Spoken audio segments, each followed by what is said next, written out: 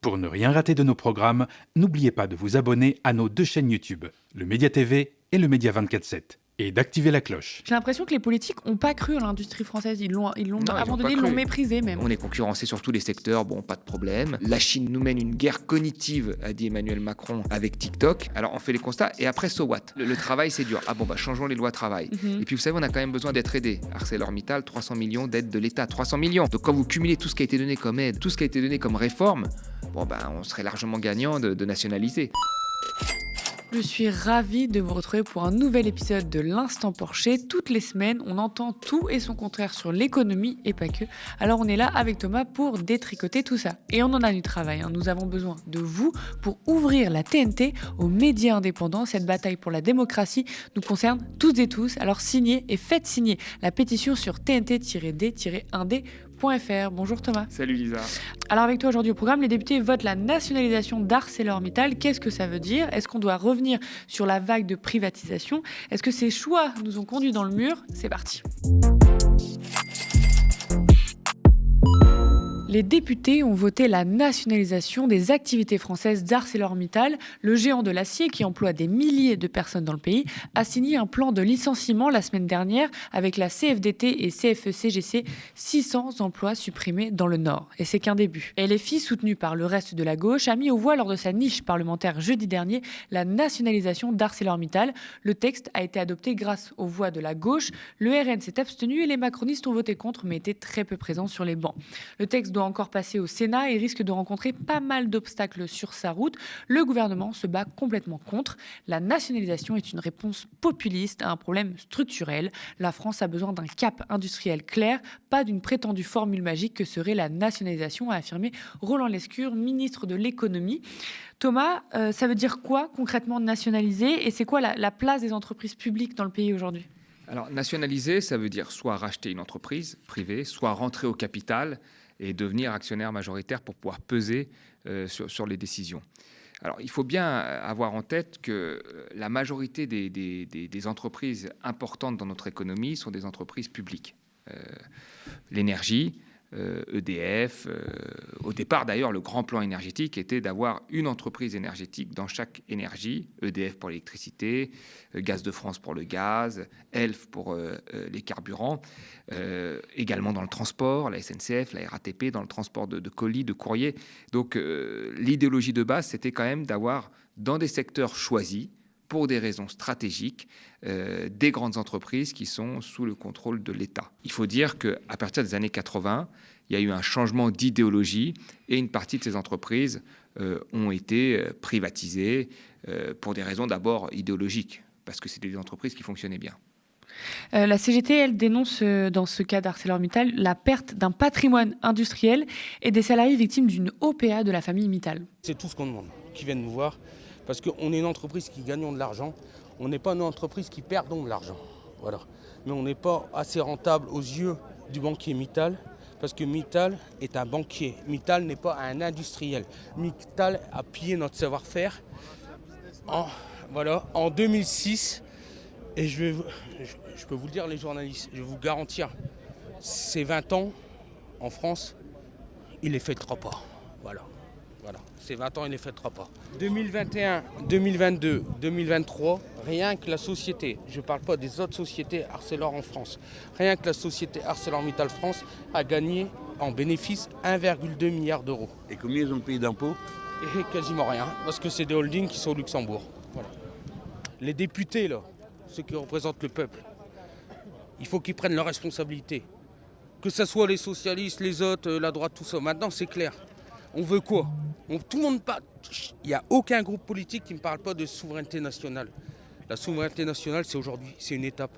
Parce que si nous, aujourd'hui, on réussit, ça sera une étape, et ça sera un exemple pour essayer de sauver ces centaines de boîtes qui vont peut-être fermer l'année prochaine. Voilà.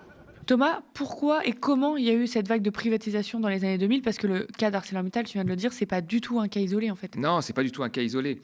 En fait, il y a eu cette idéologie qui s'est dit, voilà, le privé fonctionne mieux que le public. Et la concurrence, notamment la concurrence mondiale, fait en sorte que les entreprises vont devoir s'adapter et innover. C'est à peu près ça qu'on nous disait. Donc il y a eu vraiment un certain nombre de privatisations. On compte à peu près 70 grosses entreprises qui ont été privatisées totalement ou en partie. EDF, on a revendu une partie du capital, puis on l'a racheté. GDF, on a vendu 3/4 du capital. ArcelorMittal, avant, c'était Arcelor. Encore avant, c'était Usinor. Et Usinor, à un moment, a été nationalisé. Donc, on a laissé, on s'est dit voilà, que le privé... les dirigeants politiques se sont dit que le privé allait mieux gérer. Or, le problème de la privatisation, c'est que quand c'est une entreprise privée qui gère, le premier but de l'entreprise est de faire du profit et du profit sur le court terme.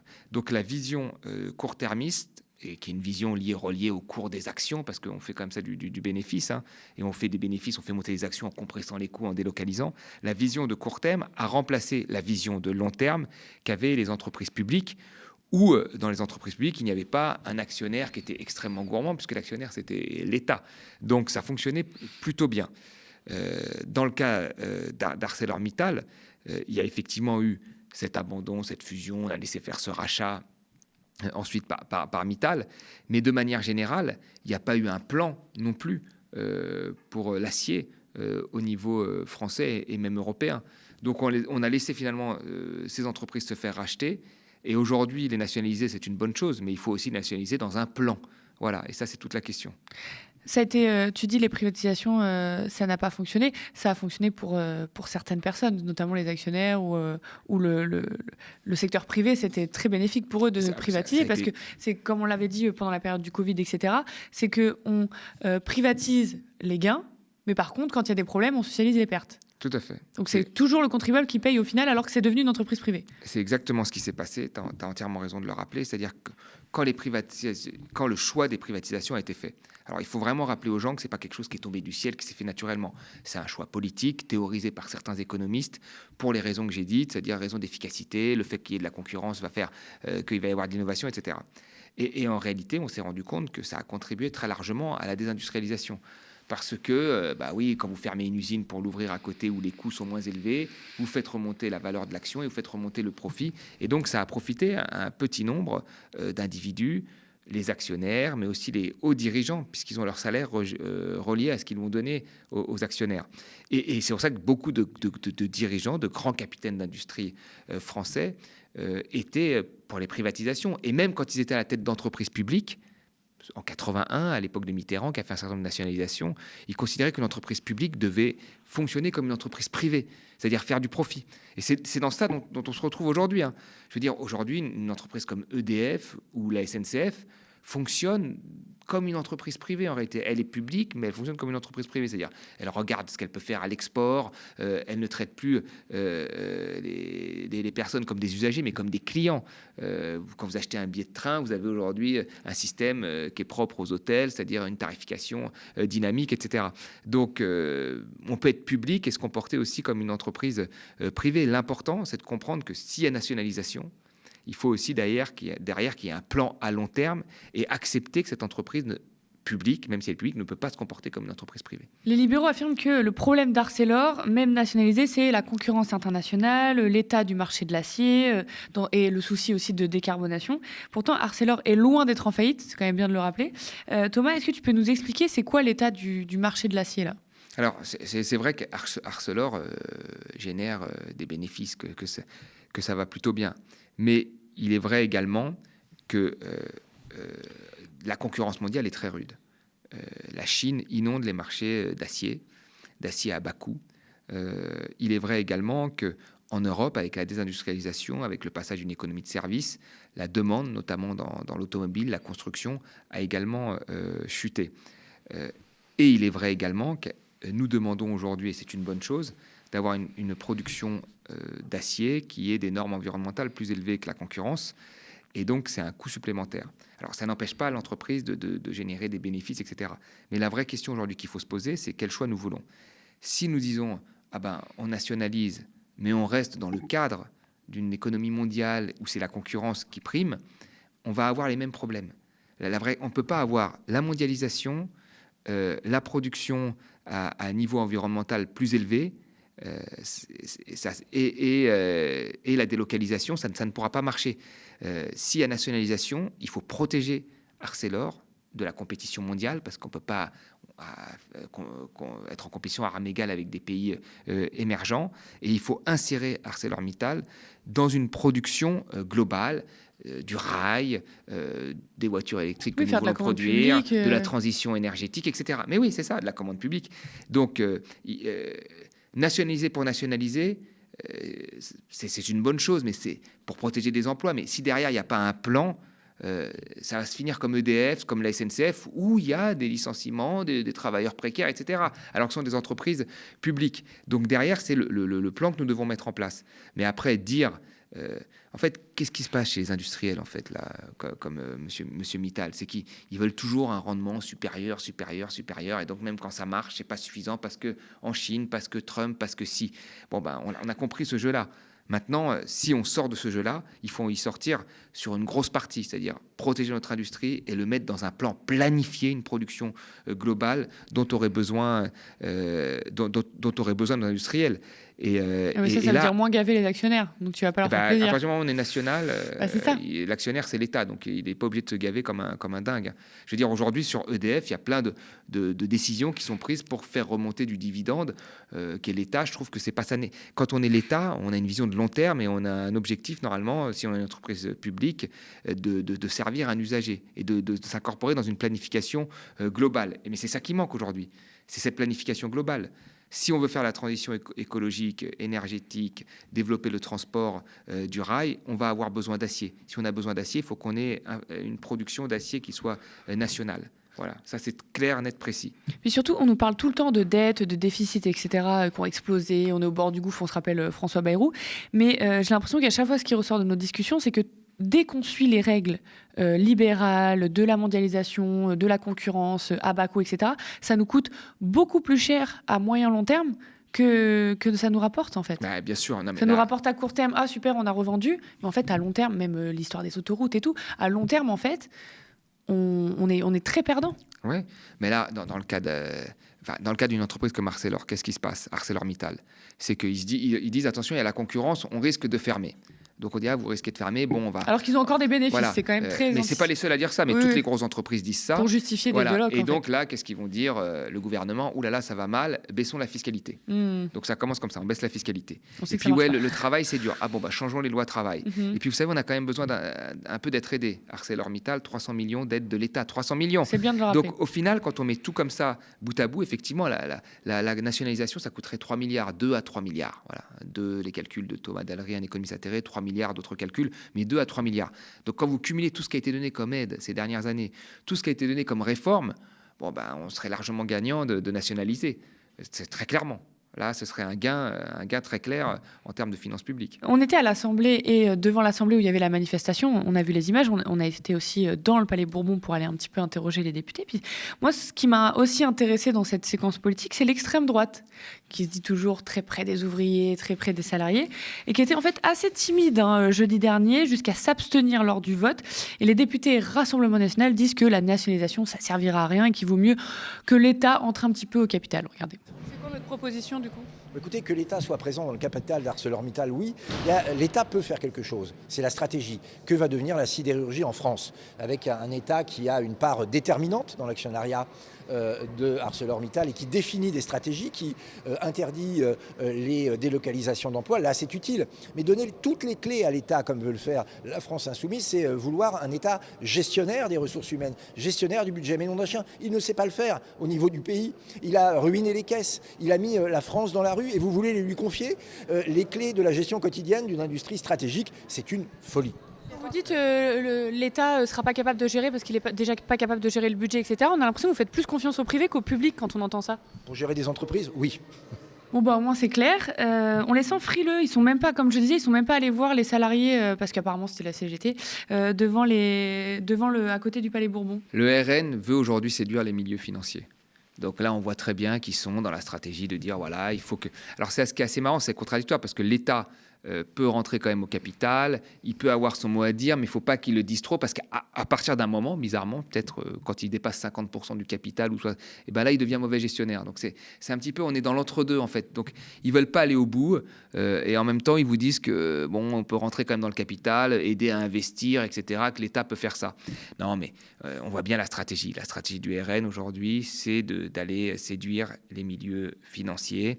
Et les milieux financiers ont horreur de la nationalisation parce que pour eux, c'est la pire des choses. Hein. C'est ce qu'il disait là. Voilà, et donc on doit faire peur avec les exemples du Venezuela, de ce qui s'est passé en Amérique latine, sans regarder notre propre histoire. C'est-à-dire que nos plus grosses entreprises sont des entreprises nationales. Et les fois où nous avons le plus innové, les trains à grande vitesse, etc., c'était grâce à des entreprises nationales. Et que, de manière générale, même quand les entreprises sont privées, elles sont sous perfusion de l'État, par des aides, par une politique économique sur mesure, mais aussi par parfois des soutiens quand ça va très mal, l'économie. Parce que quand ça flanche, et ben après, il faut que l'État les aide. On l'a vu avec la crise 2008, on l'a vu avec la crise du Covid. Donc, quand on juge qu'un bien est important, l'acier en étant un, l'énergie en est un autre, le transport en est un autre. Quand on juge que c'est important, il ne faut pas hésiter à nationaliser. Voilà. Mais derrière, il faut avoir un plan. Et ça, c'est la deuxième chose que n'ont plus personne, parce que les seuls plans qu'ils ont, les gens, c'est de dire il faut qu'on soit plus compétitif que notre voisin. Parce qu'aujourd'hui, on est vraiment dans l'heure des constats sans plan. Tout le monde constate qu'il y a des problèmes partout. Alors, ils le constatent vraiment. L'Europe a été trop naïve. Sur l'industrialisation, on est désindustrialisé, c'est très grave. Sur le digital, la Chine nous mène une guerre cognitive, a dit Emmanuel Macron, avec TikTok. Comme si ça n'avait aucune responsabilité dans ces constats. Voilà, ils nous disent ça. Alors, on fait les constats. Et après, so what ? Qu'est-ce qu'on fait ? Rien. Rien, grosso modo. Donc là, on a le constat qu'on a besoin d'acier, on a le constat qu'on est en train de perdre un fleuron de l'industrie. Et oui, il faut nationaliser, mettre ça dans un plan. Voilà, un plan de développement. Tu disais, aujourd'hui, tout le monde dresse des constats. Tu as parlé d'Emmanuel Macron. J'ai l'impression que les gens, ils dressent des constats sans porter... Enfin, comme s'ils n'étaient pas responsables, comme s'ils venaient d'arriver. On l'a beaucoup entendu, ça. Mais Emmanuel Macron ne vient pas d'arriver. Il était ministre de l'économie il y a 10 ans. C'est ça. En fait, c'est comme s'il venait d'arriver. C'est comme si les choses tombaient du ciel. Et qu'au final, on constatait ça, mais qu'après, on rectifiait jamais le tir. Et puis les gens disent oui, c'est vrai. Et à la fin, on revient sur nos mêmes débats de dire, c'est un problème de coût du travail, c'est un problème de gens qui ne veulent pas travailler assez, c'est un problème... Voilà, alors qu'on le connaît, le constat. Le constat, effectivement, c'est qu'on a été trop naïf. Effectivement.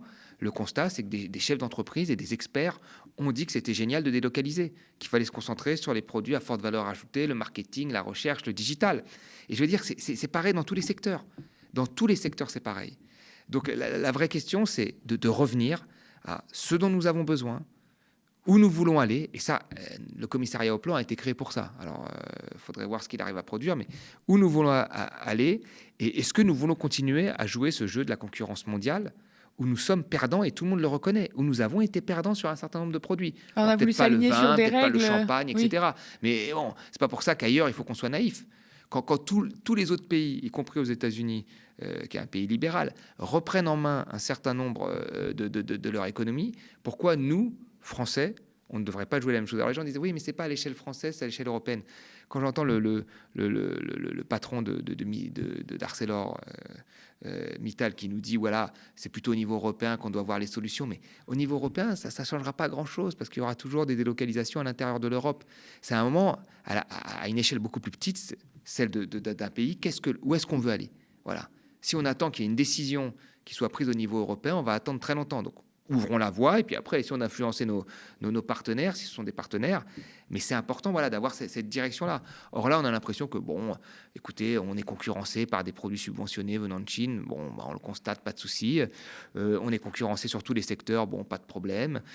Donc, il y a vraiment un problème de planification globale. Et il faut faire un peu marche arrière sur la mondialisation, parce que la mondialisation nous amène à la courte vue, quoi, à la politique du coût, plutôt qu'à la politique d'un produit de qualité qui servirait justement ce plan global. Oui, c'est ça. Il y a la compétitivité coût, sur laquelle on a essayé de s'aligner et c'était perdu d'avance, et la compétitivité qualité, ou alors un peu de protectionnisme économique. C'est pas un gros mot, faut le ramener aussi à gauche, le protectionnisme, parce que l'extrême droite se l'est accaparé. On voit bien que déjà ça veut rien dire pour eux. Bref, mais j'ai l'impression que on tire pas assez les leçons, parce que par idéologie, pas par naïveté. Enfin, tu as dit naïf, mais pas par mais par idéologie, parce qu'on ne veut pas revenir sur la stratégie libérale qui sert très bien à quelques-uns, mais c'était sûr qu'on allait droit dans le mur à essayer de faire de la compétitivité coût face à des Bien pays sûr. qui avaient des... Mais il y a plein d'économistes. Il y avait un très bon papier, je crois dans les années 90, d'Aglietta et d'Orléans, qui disait en fait que à force de vouloir aller sur de la compétitivité coût, on était finalement à la fin au milieu du gué et qu'on cumulait tous les avantages. C'est-à-dire qu'il fallait sur la compétitivité produit. Tu vois, l'innovation.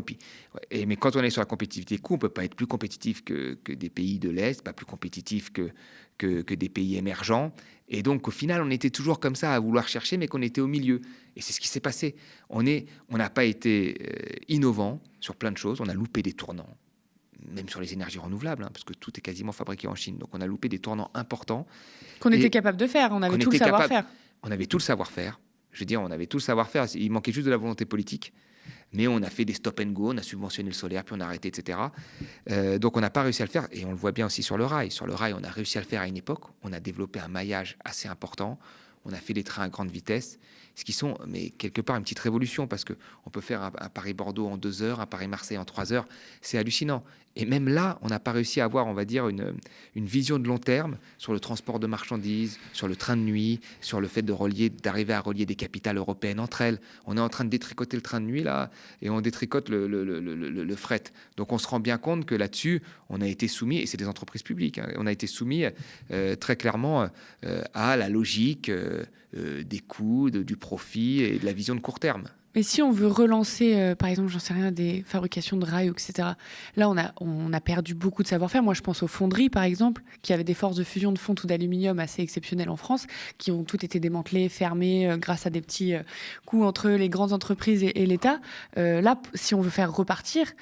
ça va nous coûter beaucoup d'argent et d'énergie. En fait, j'ai l'impression que les politiques n'ont pas cru à l'industrie française. Ils l'ont abandonné, ils l'ont méprisé même. Oui, ils l'ont abandonné, méprisé. Ça les intéressait pas. On était dans une société de service. La plupart des gens vous disaient il faut rester que sur le service. L'industrie c'est fini. On va aller acheter ça dans d'autres pays qui fabriquent moins cher. Aujourd'hui, on se rend compte qu'ils fabriquent dans des conditions parfois très détestables. Et puis qu'ils peuvent fermer en tout moment en mode. Et que ces biens peuvent rentrer chez nous très facilement avec Internet, qui est le Far West. On pense à des marques comme Chine, etc. Donc il faut reprendre un peu la main sur notre économie. La mondialisation fait que des biens pénètrent chez nous facilement. La mondialisation fait que on peut aller chercher des gens avec des propositions marketing extrêmement agressives sur les réseaux sociaux. Il faut qu'on reprenne la main. Et la mondialisation fait que aujourd'hui des biens importants sont importés. Donc il faut la prendre à tous les niveaux. Il faut revenir à la souveraineté agricole. Il faut revenir à un plan de transition écologique qui fasse intervenir des entreprises le plus possible françaises. Déjà en premier lieu, peut-être européenne, et après on voit pour le reste. Mais là, dites-moi aujourd'hui, qui est-ce qui a un plan sur ce qu'il veut voir à 15 ans ? Personne. Enfin, le plan de Macron, c'était de redynamiser l'économie avec des réformes structurelles. Peu loupé, quoi. Voilà. Donc il y a très peu de politiques, il y en a peut-être quelques-uns, mais très peu qui ont un plan complètement aligné sur ce qu'ils veulent. Et ça, c'est le nerf de la guerre. Des pays émergents comme la Chine ont fait des plans à 15 ans, 20 ans sur les secteurs qu'ils voulaient avantager et sur ce qu'ils avaient un peu comme vision. Les pays occidentaux, en tous les cas ceux qui ont été au pouvoir, n'avaient pas de plan, si ce n'est baisser des impôts, flexibiliser le marché du travail, et c'est tout, il n'y avait rien d'autre. Et là, il faut revenir avec cette vision de long terme. Donc, et dans ce plan-là, bien sûr, il faudra des nationalisations parce qu'on doit mettre ces entreprises à l'abri de la concurrence. Et il n'y a rien de mieux que la nationalisation pour ça. Voilà. Surtout quand on sait que les entreprises privées, tu l'as dit, nous coûtent très cher au final, donc autant qu'elles soient publiques, quoi. Quand on les juge utiles et quand on voit que même quand elles font du profit, c'est jamais assez, il vaut mieux à un moment on rentre au capital. Et c'est ce qu'on a dit même pour des entreprises parfois innovantes. Mistral, on en avait parlé avec la taxe Zuckman, que l'État devait rentrer au capital dans cette entreprise d'intelligence artificielle. Bon, tout le monde a crié, mais en réalité, c'était assez malin parce qu'en rentrant au capital, il pouvait également protéger Mistral de ses concurrents parce qu'aujourd'hui, le premier concurrent de Mistral, c'est ChatGPT. Et peut-être que ChatGPT, à un moment, prendra la mise, on dira au revoir à Mistral. Alors que si l'État était là, il pourrait le protéger, on pourrait avoir une IA française, ce qui serait mieux que d'avoir une IA américaine. Et c'est pareil pour tous les secteurs. Voilà, des secteurs que l'on juge stratégiques doivent être être protégé. Et le fait que l'État rentre au capital ou qu'il soit majoritaire ou même le seul actionnaire, c'est pas une mauvaise idée. Et pour remettre un peu le curseur politique, parce que là, l'extrême droite a parlé du RSS, etc., dès qu'on ose prononcer le mot nationalisation, on rappelle que les nationalisations ou alors rentrer au capital, c'est pas à la base un truc d'extrême gauche. Enfin, c'est des propositions économiques qui ont déjà eu lieu. C'est pas des révolutions. C'est les pays riches qui l'ont appliqué. Bah oui. À l'après-guerre, c'est les pays riches qui l'ont appliqué. Et comme j'ai dit, dans les secteurs de l'énergie, tous les pays riches avaient des grosses entreprises nationales. Parce que là, on dit que c'est populiste, etc. On non, voit qu'il y a quand même un gros curseur enfin, la fenêtre d'Overton, elle part loin. Qu'est-ce qui est l'avantage dans la nationalisation? C'est que tu prends l'entreprise, mais en plus, tu lui offres un cadre, c'est-à-dire monopole et public. Tu lui offres un cadre hyper avantageux pour elle, ce qui lui permet de se développer. Mais nous avons choisi de le faire, et c'est même des gouvernements de droite qui l'ont fait, pour nos grands énergéticiens et d'autres entreprises. Et ça a été partout pareil en Europe, et même aux États-Unis. Donc ça a été des choix qui ont été faits à une époque par les pays riches. Et c'était pas le Gosplan, l'URSS ou Cuba. Oui, au pire, ça reste socialiste, voilà. Mais c'est tranquille, quoi. Exactement. Et même la droite était... Oui, voilà. Je pense qu'aujourd'hui, personne ne veut privatiser EDF. Personne de droite. Donc la nationalisation, et c'est une entreprise nationale, donc la nationalisation existe dans notre économie. Faut pas croire qu'il n'y a que des entreprises privées, des startups dans l'économie française, c'est faux. Merci à vous chez vous d'avoir suivi cet épisode de l'Instant Porcher. J'attire une dernière fois votre attention avant de se quitter. La situation politique est inédite et historique et nous avons besoin de vous pour ouvrir la TNT aux médias indépendants. Cette bataille pour la démocratie nous concerne toutes et tous. Alors signez et faites signer la pétition sur tnt-d-1d.fr. Spectateurs, abonnés, donatrices et sociaux, je vous dis à la semaine prochaine.